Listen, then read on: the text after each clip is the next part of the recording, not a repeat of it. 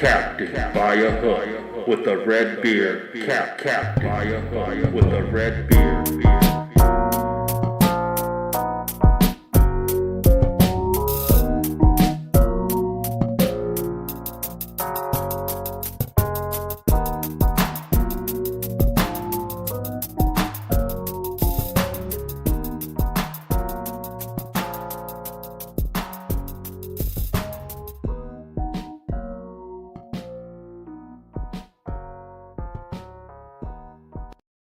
Oh, baby.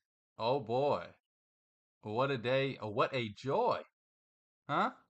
Opening day across the league. Baseball is finally here.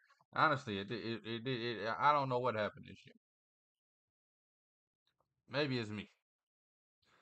Feel like the last few years I came into baseball season with weeks and weeks of preparation. I've spent the last 3 or 4 days diving into some stuff, but man, it just still feels like college hoop season to me. Don't feel like baseball season should even be started yet. First year in a while, I haven't paid attention to spring training. I lived in Phoenix 8 years. I used to pay attention to it a lot, going to games once or twice a week. Last 3 years, of course, they had the COVID year. It's the last year I was in Phoenix, actually. September 2020, or really July 2020. But anyway, we ain't got to get into my life story. Long story short, I haven't even thought about spring training this season. But a beautiful slate of games today. I got 5 props I'm gonna give out. If you know the show, you know what props I rock. Um, I don't really mess with Ks and strikeouts and hits and triples and homers. I like the total base. Give me a good 2+ total base prop or a good over 1.5 total bases, however your book puts it. I like to find sluggers that could hit bombs. Take the easy money. I ain't greedy, baby. Plus 500 for the homer. No, no, no. Give me that plus 150 for the double. Man, you'll be surprised how many times a guy gets a hold of one and it just bounces off the wall for a nice double. But hey, that's all I'm betting for, baby.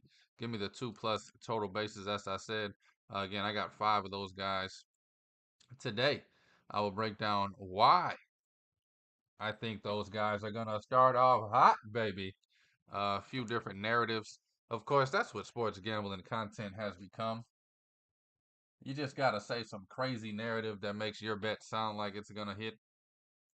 Oh my God! New team, new city, new uniform. This guy's going to be locked in. And it's like, huh?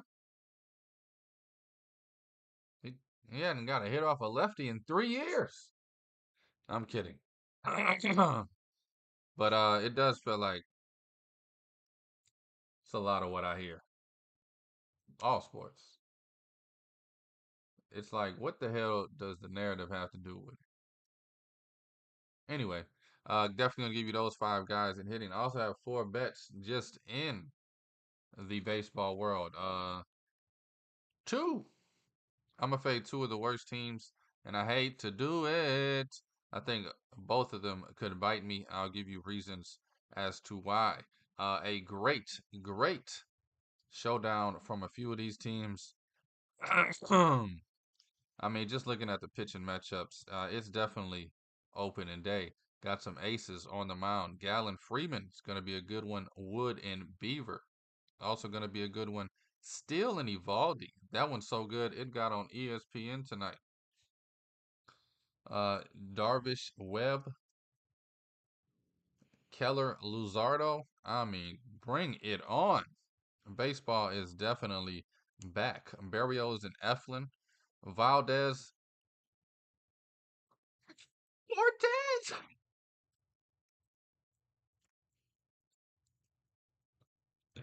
I mean, the Yankees just suck. But anyway, we'll dive into a lot of baseball today. However, this is a special day. Sweet 16 jumps off here in about 10 hours. We get those games. I will dive deep into each one of those 4 games. Lines starting to move a little bit. I've been wondering all week when they were gonna move. Finally got a 4.5 on North Carolina. Finally got an 11.5 on UConn. Arizona moved to 7.5. That Clemson money line's getting banged. I took it at 260 last night. It's at 235 now. I will tell you why I and majority of the world is on Clemson. At least I can tell you why I am on Clemson. Oh, and I hate it. Hate it. But I will break down all 4 of these games tonight in the Sweet 16. Got some damn good ones. Illinois and Iowa State still holding steady at 1.5. Iowa State being the favorite. But this is Captain by a Hook with the red beard, presented by Stare Down Sports. I am Rowan Donaghy, aka Rowan Dobbs, going live on a fantastic 28th of March. My dog, Jibo. Happy birthday, big player. Hurrah!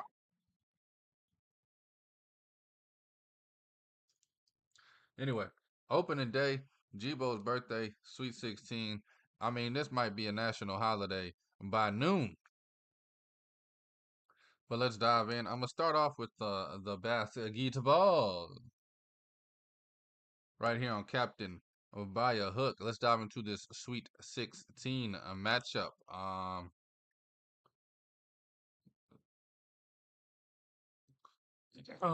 Arizona, the 2 seed, taking on the 6 seed Clemson. Clemson plus the 7.5. I love it.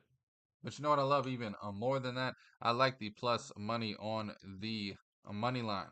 I think that's going to be my strategy today and tomorrow. If I like a dog, I'm taking the money line. I'm doing the same with Zaga. I'm doing the same with Creighton. But let me tell you why I am doing that with Clemson. Arizona looked horrible in the last game that they played against Dayton. They looked out of shape. They looked like they didn't want to be there. They looked like they just expected to win. You know what happens with teams when they just expect to win? They run into a team that wants to whoop their ass. And that team usually does. Clemson, they played Baylor. They played New Mexico. 2 of the toughest teams in the nation, not only in this bracket. Clemson came out dominant in both of those matchups without their best player even playing a lot of minutes because of foul trouble. I'm talking about PJ Hall. The guard play for Clemson, as much as I regret to say it, has been out of this world. Out. Otherworldly, you could even say. Um, you got the transfer guard, number 11. I refuse to say his name. He was a thorn in my side at Syracuse for about 18 years. I don't know how he got a 19th year of eligibility, but he's playing for Clemson this season. Caleb Love also transferred from the ACC in North Carolina to Arizona. Familiarity. Not that anybody should be afraid of Caleb Love, but this guy is definitely not. Clemson's defense has upped its game in the tournament, as well as their offense. Now, I know you could easily say they beat New Mexico. New Mexico just came out flat. They beat Baylor. Uh, uh, Baylor just came out flat. Clemson played their absolute best basketball. I don't agree. I think Clemson had some bad games. As I said, their best player, PJ Hall, in foul trouble most of the game. Baylor couldn't hit a shot against Clemson. Now, I know a lot of that's on Baylor, but I don't know, man. At some point, you got to give a hats off to the defense. Now, you got an Arizona team who relies heavily on guards in transition offense. They have a big man who is the most out of shape guy I've seen since myself trying to play basketball. Love the plus 7.5. I think if Arizona does win this game, we've seen them play close games all season against good teams. I keep bringing back the Florida Atlantic, Oregon State. There's a handful of other examples of Arizona getting by on the hair of my chinny chin chin. I think if they do win this game, it's on some Caleb Love heroics. Deep three, because he's not going to drop it if it's late. He's jacking the three. We saw it at North Carolina. We saw it in Arizona. Caleb Love is unconscious. He'll pull that thing like a lawnmower. Sometimes with lawnmowers, you got to pull it more than once to get it going. I think Arizona falls short. I think Clemson gets a close 1 or 2 point victory. I think in 78, 77, 79, 77, somewhere around there. I think Clemson pulls off the upset. I think it's worth betting it at about 2.5 to 1. Like I said, it's down to 230 right now. I got it at 260 last night. Who knows what's going to happen throughout the day? My guess is people start betting the dog around lunchtime today. We get this thing around 200 at close. So if you do like Clemson and you don't want to be greedy like me, smart play in this game, I think, is the plus 7.5 on the Clemson Tigers. Uh, like I said earlier in the show, if I like you as a dog, I'm taking the money line in this Sweet 16 and rooting for the upset. That's how I'm playing Clemson, Arizona. I'm taking the plus 235 on the money line. Again, I got it at plus 260. Wreck it by a new one. Your crew run, run, run. Your crew run, run. Y'all don't know about that, boy. Anyway, it's Captain by a hook, baby. San Diego State, the rematch against UConn from the national title last season. UConn opened as 10.5. It's moved up to 11.5. I took the 10.5 as soon as it opened because I thought this thing would be at 14.5 by now. I mean, I'm absolutely floored as to why this thing has not moved to 14.5 right now. You're basically looking at the same two teams playing each other. UConn lost a few core pieces, but I think UConn got better in the pieces that replaced them. Newton's doing an excellent job in place of Jackson. Stephen Castle, not as good offensively as Jordan Hawkins, but 10 times better overall as Hawkins. Klingon in the best shape we've seen him in a while. Samson Johnson, because of Klingon's injuries, got a lot of playing time earlier in the season. He looks comfortable out there. Cam Spencer is on absolute dynamite. And then you got San Diego State. Your boy Ladie, one deep in the post. 11.5, huh? Feel like you gotta lay it with UConn or nothing at all. I talked about it before the tournament even started. I'm betting UConn every round, and I'm waiting for them to get upset. I'm not gonna bet a future on them this year because I'm waiting for them to get upset. But I will bet them every round and just lose that one money on whatever round they do get upset. I do not think it's tonight. Um, the more I look at this, I think North Carolina gets them and Final Four. But that is for a later show. UConn's just clicking, man. I think they get up early on this team, and I think they just hold them down where they can't breathe. I don't think it's ever close. I'm thinking it's 20, 25 points. San Diego State, horrible shooting all season. They got hot the first round, in the second round, just hitting threes. Even their coach said it in the post-game conference on Sunday. We got lucky as far as hitting threes. We haven't hit threes, but these guys came out. They got hot. If we can continue to stay hot, sky's the limit.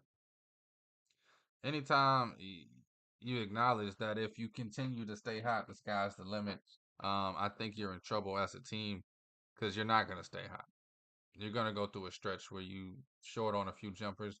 You're going to go through a stretch where maybe it's a game, maybe it's a half, maybe it's 10 minutes, maybe it's 2 games. But in the NCAA tournament, you don't have 2 games to go cold. You don't even have a half to go cold. And when you're playing against UConn, you better not go cold for even 5 minutes because they won't. They run sets and they get layups and they turn those layups into rhythm threes and they turn their threes into press defense and they turn that defense back into rhythm layups and it's just whole nother animal playing against UConn. Definitely think they're head, shoulders, and waist above the rest of the league. I'm laying the points here. I got it minus 10.5. I would still lay it at 11.5. 13, 14.5 is probably where I'd stop. I wouldn't go over 15 with it. I don't think we have to worry about that at all. I think there's no chance this game gets moves that crazy. Just don't see it happen. Just do not see it happening. Laying the points with UConn for sure, and on Clemson's money line. The first game of the second window, 8:39 p.m. Bama, 4.5 point dogs. Will the dogs be barking tonight? They're taking on the 1 seed North Carolina. Minus 4.5, baby.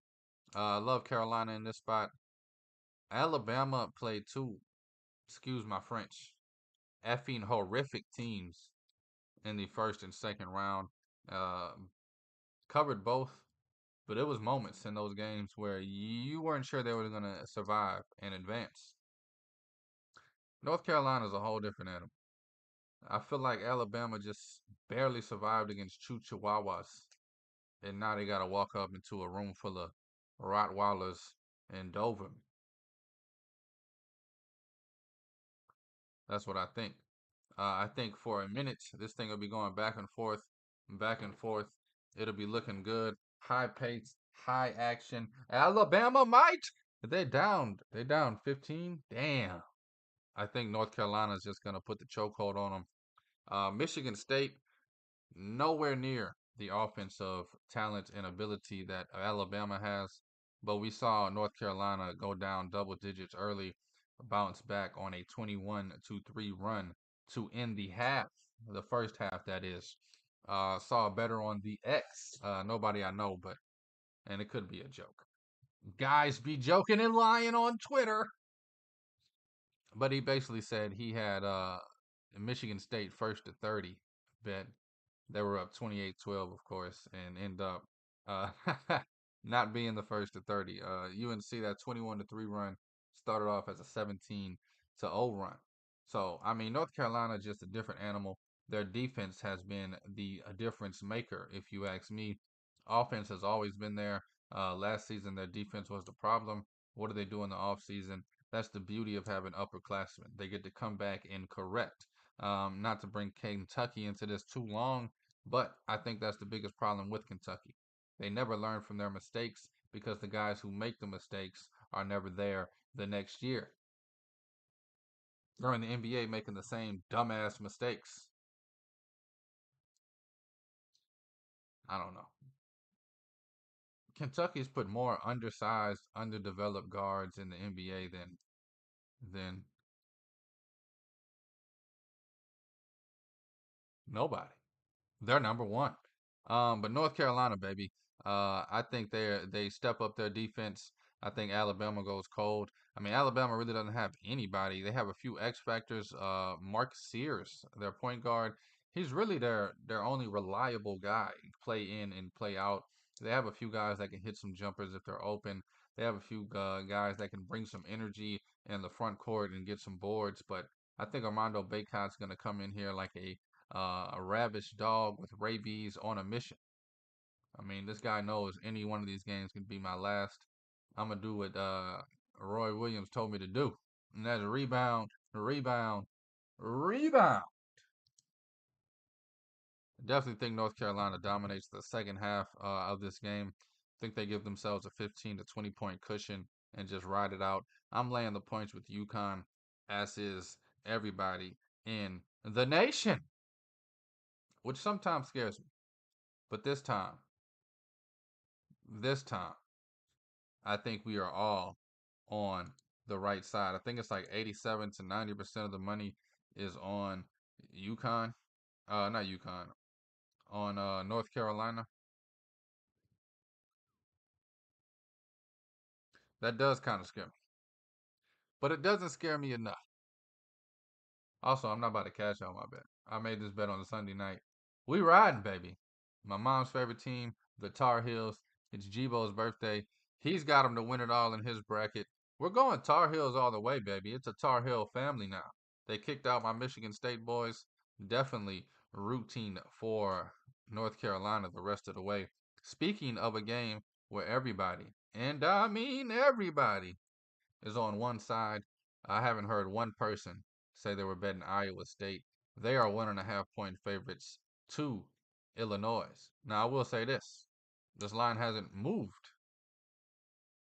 So, although I've heard a million people say they're betting Illinois and not one single soul talk about betting Iowa State, the line has stayed steady at 1.5, which means there's a lot of quiet. Well, betting Iowa State. And you got to watch the quiet ones because they are the real killers.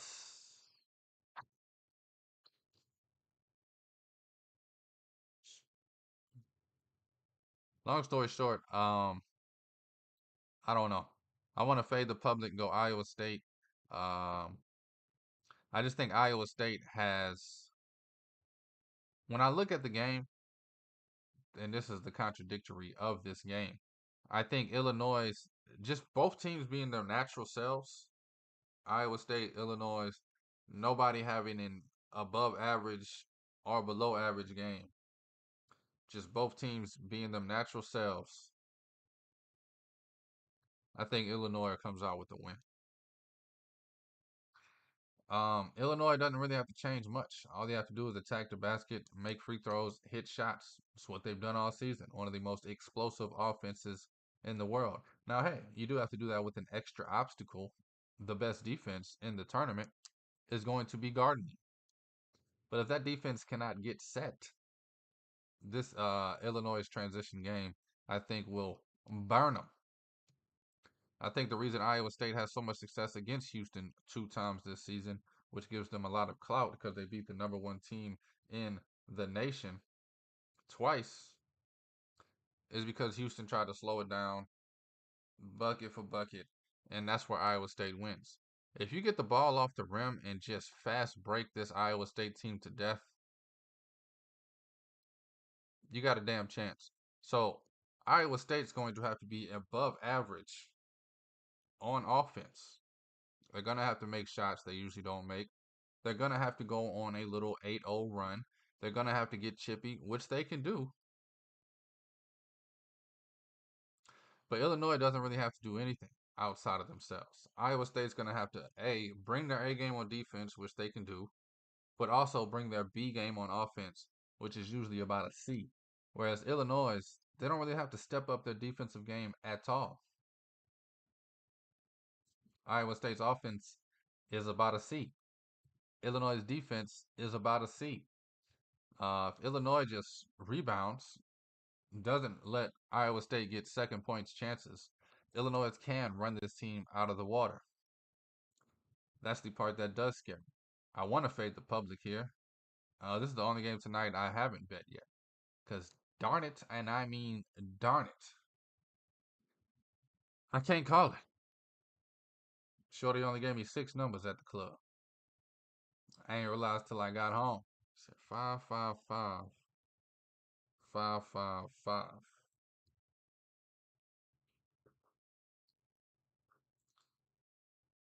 I ain't guessing that last number. But anyway, Illinois, it's hard for me to bet against them tonight. Um, Although my guts and my head it wants to be on Iowa State. I just can't bring myself to trust that offense.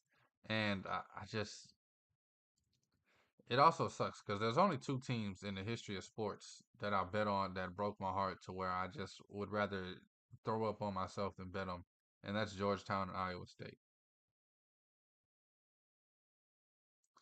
And the dumb part about it is this is a grudge from 6, 7 years ago. So I don't know. I think Illinois can just naturally run Iowa State out the gym, but Iowa State could also bring their A game. I mean, we've seen them play two tough teams before this game.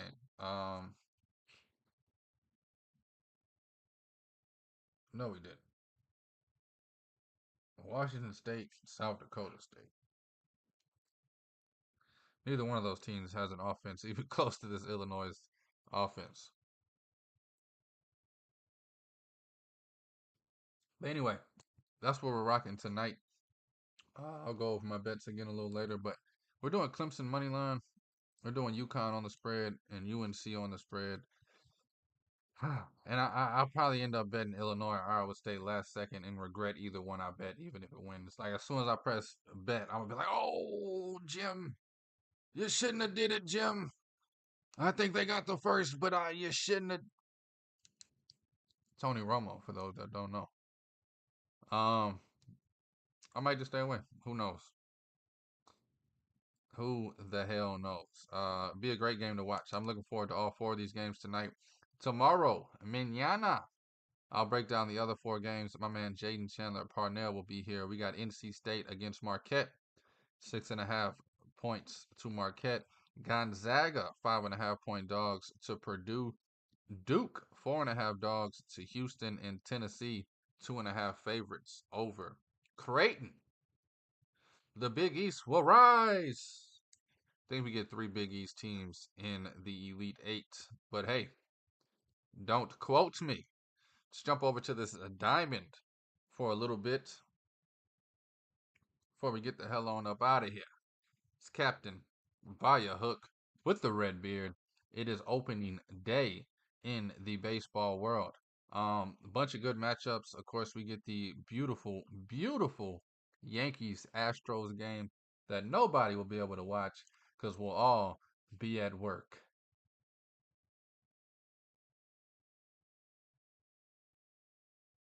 We outgrew baseball. I feel like the whole city used to take the day off and go catch the game together. Oh, we'll leave it at 2 today. Here's tickets to the game. Everybody in the whole city getting off early, getting their kids out of school and going to the baseball game, especially on opening day. I don't know how many people will be at this game in Houston.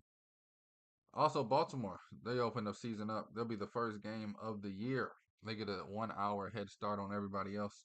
The Angels with Patrick Sandoval will be taking on the Orioles with Corbin Burns in his debut in the black and orange. I do have a bet for that one a little later. Also have a prop for that one. I'll give all that out in a minute at the end of the day. But boy, Ron Washington for the Angels feels like a new leaf is finally being turned. Definitely cannot wait to see what they look like in July and August, as far as where they're positioned and how they're playing. Reds taking on the Nationals. Frankie Montas taking on Josiah Gray.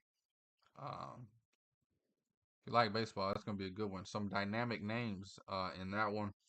Blue Jays, Rays, getting some AL East action going early. I think that's the first game I've looked at that's been interleague, not interleague, in the same division.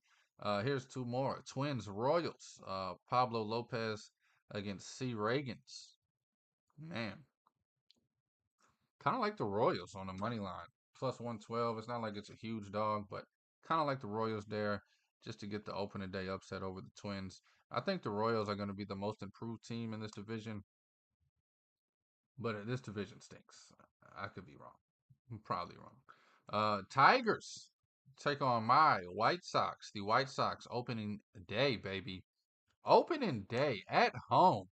Chicago White Sox. Dogs to the Tigers. 4 years ago, we were supposed to be the team of the next decade. 2019 going into 2020, this team had the best farm, the best pitchers, the best young talent, the best this, the best that. 6 managers later, I mean, we 18 trades. We only got one of those kids that they was talking about on the team anymore. I mean, this it's just get the f- out of here. Didn't even want to wear my White Sox jersey today. I wore it last year on opening day, and we stunk up the joint. We stunk up the joint. Forgot my mic's up here. But anyway, just didn't want to jinx him again. Definitely throwing the jersey on tomorrow for Good Friday, baby. Miami. This is going to be a team I'm looking forward to watch all season, as well as the Pirates. Pirates getting O'Neal Cruz back to start the season. Miami Marlins have a few new toys to toy with. Definitely got a betting prop in this one. Giants, Padres, some NL West action going on. Darvish and Webb on the mound. That'll be an absolute fun one. Cardinals, Dodgers, the Brooklyn Bums, the Los Angeles Trolley Dodgers taking on the St. Louis Cardinals. It feels like a massacre about to happen. Why is McCollus opening day starter for the Cardinals? That rotation really is in trouble. Now, special game of the day, Evaldi, Steele. This is going to be a damn gem of a baseball game. It's going to be opening day, but it's going to feel like playoffs. You got the Cubs trying to prove that they have improved. If that makes any sense. And you got the Rangers coming out, going to get their rings probably on national TV. I think they're going to come out swinging. Guardians A's should be a good one. Don't let the Athletics name fool you. Alex Wood is a good pitcher. This game's going to be closer than people think. And my dumb ass still got a bet on it. Fading the A's, of course. Diamondbacks, Rockies, Gallen, Freeland, Gallen opening up the season in Arizona. That should be a good ass game. Red Sox, Mariners. I got a bet on it. I like it. I like it. I ain't mad at it. Mets, Brewers. I guess that game got rained out today. Striders, Phillies also got rained out today. Okay. So both of those games are tomorrow. One of my bets is actually on that Mets Brewers game. Man, tomorrow Braves, Phillies, Strider, Wheeler, 2 o'clock, and I mean you couldn't ask for a better Friday afternoon. Throwing some Braves Phillies action, huh? Let's get it started. Don't be late to the party. But anyway, let me run through these bets for the evening and get the hell on up out of here. It's Captain by a hook, baby. Told you about the Sweet 16 games. If you're watching it live, I apologize. Uh, Within minutes of this live ending, there'll be timestamps at the bottom. You can go back. I'm gonna have each game that I broke down in the Sweet 16. But those bets, just to keep them in this segment, we're going Clemson on the money line, about plus two something. We're going UConn a minus 10.5. I would lay the 11.5 still, and we're going North Carolina minus 3.5. I would lay the 4.5. I wouldn't bet UNC over 5, even though I think they're going to win by 12 to 15, and I wouldn't bet UConn over 15, even though I think they win by 20. It's March Madness; anything can happen. But I do like the 4.5 and the 11.5 that's out there. So that's the bets tonight. UConn on the spread, laying the points with North Carolina, taking Clemson as dogs on the money line. If you go back, I got a deep breakdown of Illinois and Iowa State and why I cannot decide. Moving on to the diamond, I'm gonna start with the prop bets first. The propositions, if you will. Um, I'm gonna start off with the Baltimore game. Give me Cedric Mullins. All of these bets are going to be two plus total bases, or your book might say over 1.5 total bases. Give me Cedric Mullins to record 2 plus total bases. It's plus 120. In the Astros Yankees game, give me Aaron Judge opening day. As much as I hate the Yankees, this guy is fireworks to say the least. Give me Aaron Judge to record 2 plus total bases at plus 105. Like that as plus money still. Sometimes he gets into the minus 120s, 130s. Then a guy on a new team, a new face. looking to make a splash. He signed a 1-year, $5 million deal.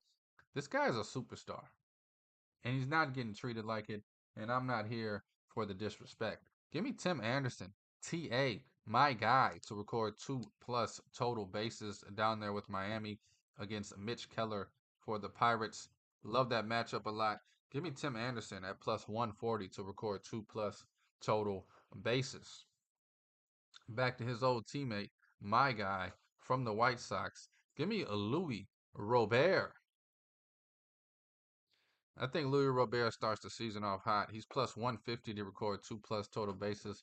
I think he goes a yammers opening day, hits a bomb out of the park, and the White Sox lose 7-2.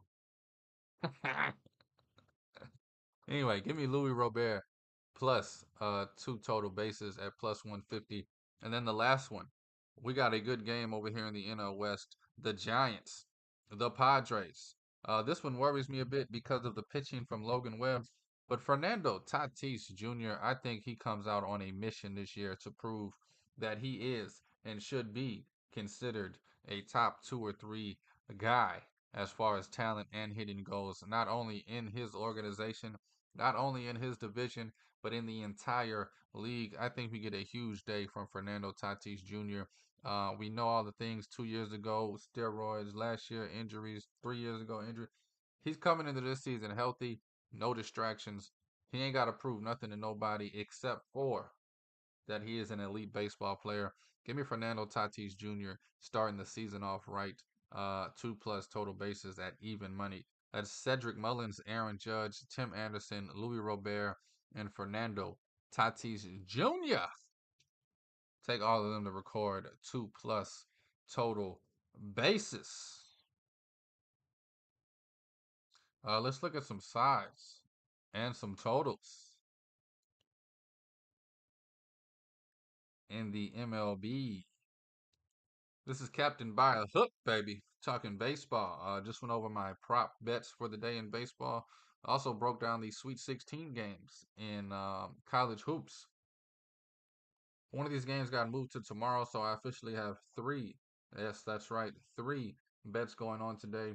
I'm fading the Angels. I'm fading the A's, and I'm taking one over that I like a whole hell of a lot. We're gonna start off with the first game of the day. Give me the Orioles to dominate that game against the Angels. I think we're looking at a 5-2 game, something like that. I think the Angels struggle to score on Burnsy, and I think the Orioles get the offense rolling. So I'm gonna take the Orioles minus the 1.5 on the run line plus 125. I think they win this, like I said, 5-2. Hopefully, it's at least by 2 runs. Minus 1.5 on the Orioles to open up the season plus 125. If you thought I wasn't gonna bet the first game of the year, you don't know, Captain. By a hook. Got 2 bets on that one. If you heard the Cedric Mullins total bases bet. Moving on down to Cleveland. The Guardians. I actually think they're on the road. This game's in Oakland. I believe. I don't even know where the Athletics are playing this year. Cleveland Guardians. Give me them on the run line. Like away teams on the run line. Shane Bieber. I think he's still got a few years left in him. Alex Wood, a hell of a pitcher. I think the Guardians just get to him late. I think he throws a gem of 3 or 4 innings. I think that 5th inning he gives up 3 or 4 runs, gets pulled, the bullpen falls apart, and we're looking at a Guardians game that gets out of control. I think you're looking at a 6-1 win from the Guardians here. Like the Guardians on the run line, plus 112. Man, all of these moved in my favor. I gotta be patient. Orioles plus 125. I got it at plus 116. I got this last night at plus 105. It's plus 112. So definitely some people coming out trying to ride the A's early. Um, I'm not gonna lie, I didn't take this one last night, but the more I look at it, the more I'm gonna take it. Give me the Diamondbacks on the run line, minus 108. They're taking on a bad Rockies team on the road in Arizona. So Arizona's at home. The Rockies stink away from Colorado. They are average in Colorado. But let's do it. Give me the Diamondbacks minus 1.5 on the run line, minus 108. I'm gonna put that in place of my other bet that got moved to tomorrow. D-backs minus 1.5, minus 108. Gallon comes out, pitches a gem, gets his Cy Young award season started early. I'm on him Cy Young plus 14 to 1. So let's go D-backs, baby.